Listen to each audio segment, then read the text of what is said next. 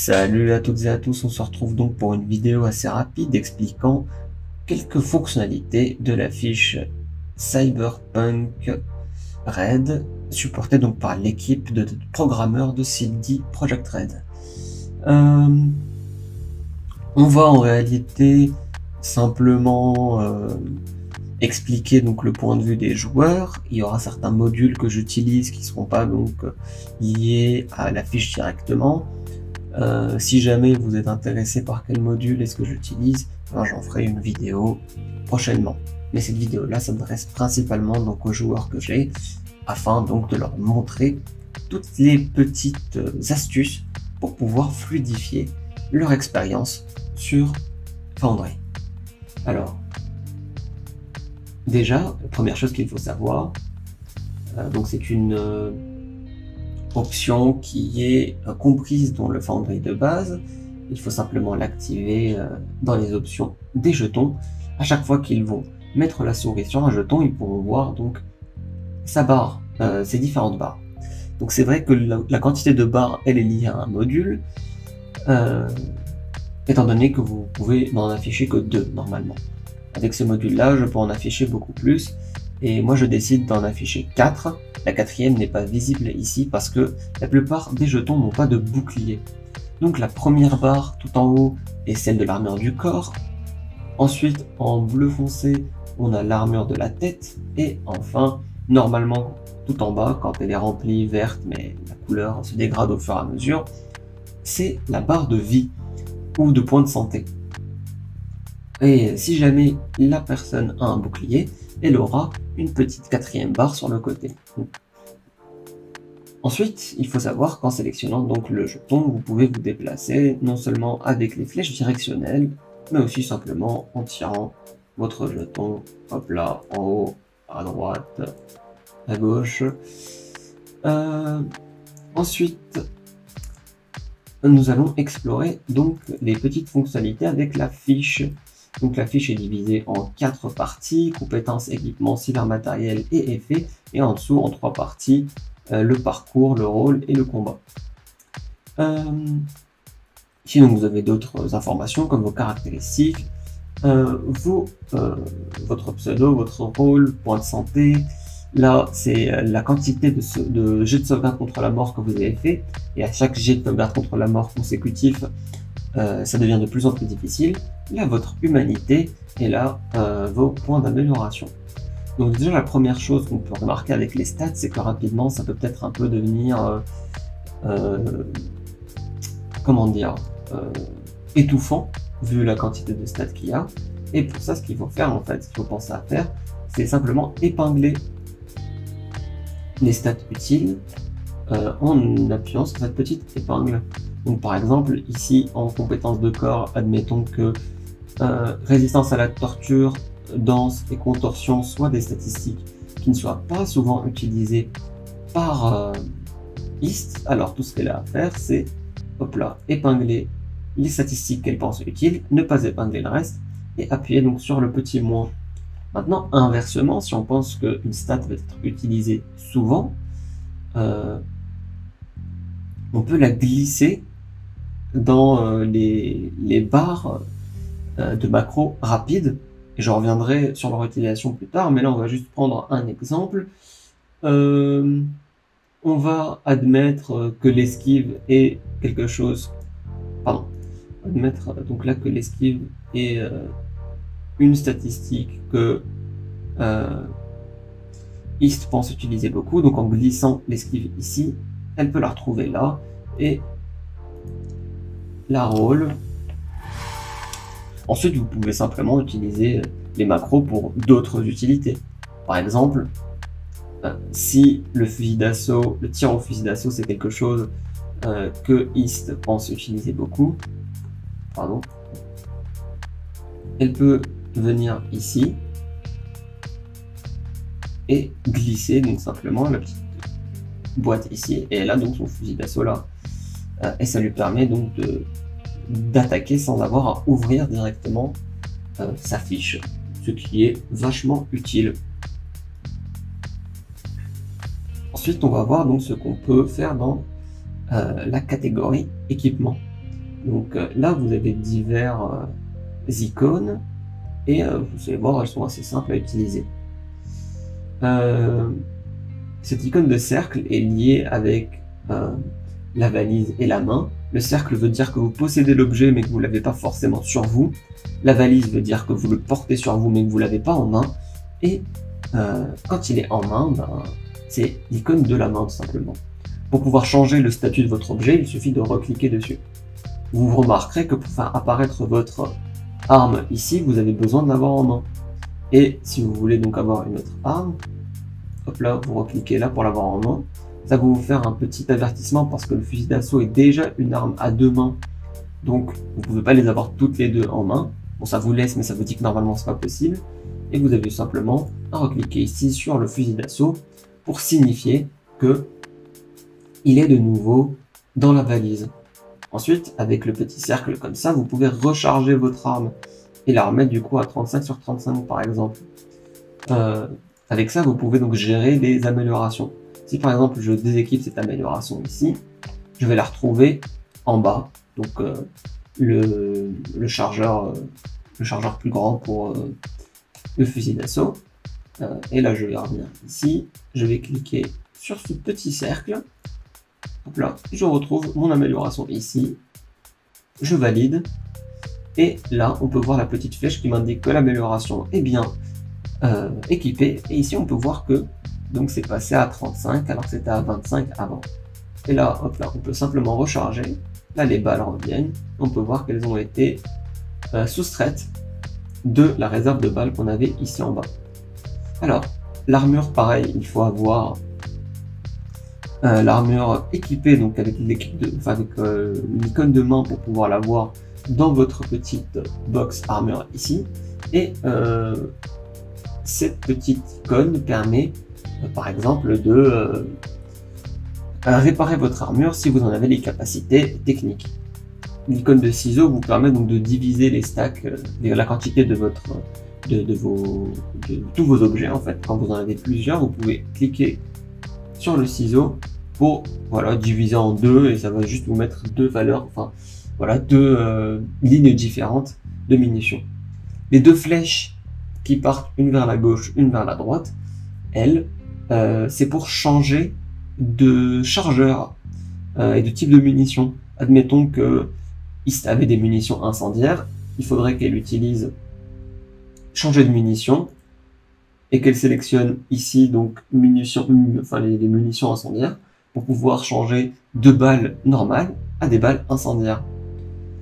Ici donc c'est les autres équipements que East peut avoir sur elle. Là ce sont les vêtements et là ce sont les véhicules, pareil avec ces petites icônes là pour les améliorations, vous les aurez reconnus. Ici donc ce sont les €, et vous pouvez modifier votre quantité d'euros-dollars en insérant un montant ici. Admettons, on va insérer 100 et vous pouvez 100 et vous pouvez indiquer une raison. Par exemple, là on va juste mettre test et vous pouvez appuyer ensuite sur plus pour ajouter, moins pour soustraire et définir. Si vous définissez, simplement ça va remplacer la valeur en cours. Donc là si j'appuie sur plus, hop là, et que j'ouvre cette petite icône là ici, j'ai la quantité par laquelle j'ai augmenté de 100. Ensuite on va passer au cybermatériel, donc ça va être très rapide en réalité, étant donné que le cybermatériel c'est juste une liste des différents implants que vous avez. Et là les effets c'est pareil, c'est la liste des différents effets que vous avez. Ensuite on va passer donc à d'autres options ici, en plus du déplacement de jetons, par exemple la possibilité de changer de map si vous les avez ici dans c'est ce qu'on appelle l'onglet navigation, et vous pouvez changer de map en cliquant simplement sur les maps que vous pouvez apercevoir ici. Le MJ peut vous donner l'accès à des maps et vous laisser donc naviguer entre elles comme bon vous semble. Ici par exemple c'est pour pouvoir voir la map, et aussi vous pouvez remarquer qu'en passant la souris sur certaines petites icônes vous pouvez voir des localisations. Et là, par exemple, vous avez la possibilité des fois de cliquer dessus pour avoir même une illustration de l'endroit.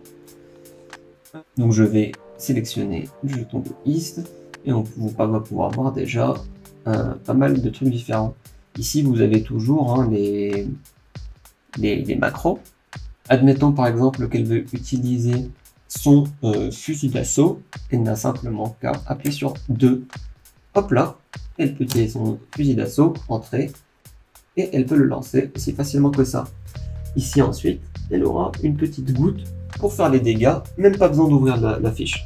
Elle veut esquiver, elle appuie sur 1, entrer, et elle a son jet d'esquive. On va voir aussi donc comment optimiser la phase de combat, ça de manière assez simple. Alors, déjà, pour démarrer un combat, pour rentrer dans le combat, il faut cliquer sur son jeton et appuyer sur cette petite icône là. Là, ça ne me laisse pas le faire parce qu'il n'y a aucun combat qui est en cours. Donc, par exemple, si le MJ crée un combat, là, on pourra rentrer dedans. Hop là, là j'ai créé un combat. Et là, c'est bon, ça ne nous fait plus le message. Si on clique sur les deux épées ici, on peut voir qu'il y a un booster et qu'il y a East. En cliquant sur ce dé, on peut lancer l'initiative. Le booster va faire son initiative aussi. Bon, il fait un échec critique, donc il ne risque pas de jouer en premier, mais bon, c'est juste pour... Donc ensuite, là, on peut voir que le combat a commencé, quand on a fini notre tour, passer notre tour, on peut cliquer sur ça, et ça va directement passer au tour prochain. Et comme ça fluidifie un peu le processus, et ça permet simplement donc de dire, hop, c'est plus à mon tour, donc hop là directement, je passe au tour prochain. Et là, on peut voir aussi quand ça va revenir à moi, les petites lignes orange vont revenir sur moi. Maintenant, en combat, donc, basiquement, ce qu'on a envie de faire, c'est pour se déplacer, attaquer. Donc, on a déjà vu comment se déplacer efficacement. Maintenant, on va voir comment attaquer efficacement. Effectivement, donc là, pas la peine d'ouvrir sa fiche. On se déplace. Supposons qu'on veut utiliser donc le fusil d'assaut. Hop là, on va cliquer sur 2. Ah non, merde, j'ai cliqué sur 1. On va cliquer sur 2. Et on va cliquer ensuite sur valider. Hop là, c'est une petite réussite critique, donc ça va probablement toucher. Maintenant, on veut voir si ça touche ou non. Je vais cliquer sur ce petit DV là avec la règle et je vais sélectionner donc Assault Rifle, qui est donc le type d'arme que j'utilise, et je vais ensuite m'équiper de ma règle. Avec cette règle là, je peux tendre donc une distance, et vous pouvez voir que sous la distance entre moi et mon adversaire, je peux voir donc Assault Rifle DV 2.16, donc c'est le seuil de difficulté pour les fusils d'assaut. Étant donné que j'ai fait 27 et qu'il fallait 16 pour toucher, mon attaque touche. Donc il faut que je fasse les dégâts maintenant. Pour appliquer les dégâts directement à une cible, il faut la cibler. Pour ça, la manière la plus évidente, c'est de partir dans Select Targets, ici, le petit cercle, et de cliquer ensuite sur sa target. Après, si vous voulez rester sur le même outil, tout ce que vous avez besoin de faire, c'est de double-cliquer avec votre clic droit sur votre cible, et hop là, elle est ciblée en restant sur l'outil de base. Ensuite, une fois votre cible ciblée, vous venez ici et vous cliquez sur cette petite goutte de dégâts. Normalement, il n'y a pas de modificateur, vous n'avez pas ciblé quelque chose en particulier, donc on va simplement valider et voir les dégâts. Donc les dégâts sont 12, et ça me propose ici d'appliquer les dégâts au booster, car c'est la cible, bien simplement, que j'ai ciblé. Une fois que j'ai utilisé la petite goutte pour infliger les dégâts, vous voyez qu'on a maintenant cette petite extension avec le tonnerre. Donc généralement, pour la plupart des jetons, alors vous pourrez cliquer dessus et faire ça, mais vous pourrez avoir un message d'erreur, donc c'est probablement le MJ qui va le faire. Mais si le MJ le fait, donc s'il clique sur ce petit tonnerre, vous allez pouvoir voir que des dégâts ont été infligés. Donc la 6, en cliquant dessus, vous pouvez voir comment est-ce que ça s'est fait, comment est-ce que ça a été calculé. Et si je repasse la souris, on voit que la vie et l'armure de mon booster a bel et bien baissé. Donc que mes dégâts ont bel et bien été appliqués automatiquement. Et admettons donc que le booster essaye de m'attaquer à son tour. Là, il fait un 17. Et moi, j'appuie simplement sur 1 pour faire mon jet d'esquive. C'est un 23. Et j'arrive donc à ne pas me prendre les dégâts. Donc ça permet déjà vraiment d'accélérer de manière assez drastique les combats. Et c'est vraiment quelque chose d'assez utile une fois qu'on sait comment ça fonctionne. Ensuite, dernière fonctionnalité assez intéressante qui peut servir en combat aussi, c'est les outils pour les rayons et les zones.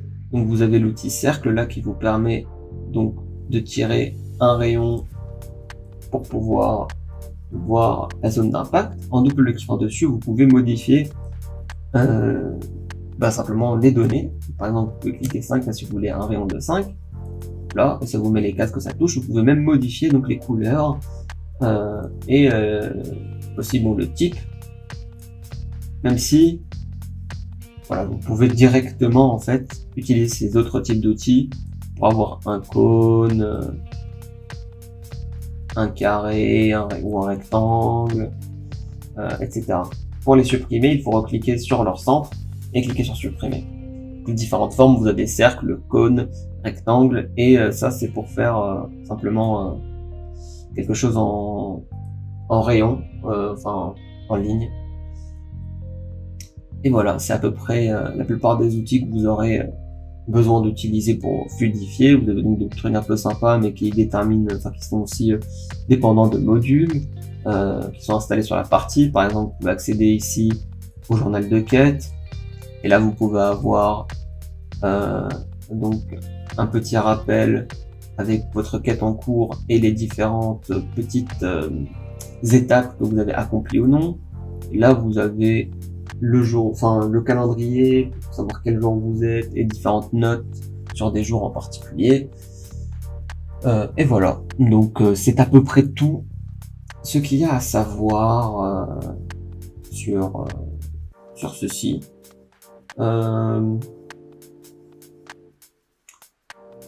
Pour fluidifier le jeu sur Foundry. Sur ce, donc, je vous remercie d'avoir suivi la vidéo. J'espère qu'elle vous aura été utile et qu'elle va permettre donc d'améliorer l'expérience de jeu. Merci beaucoup. Au revoir, au revoir. Bisous, bisous.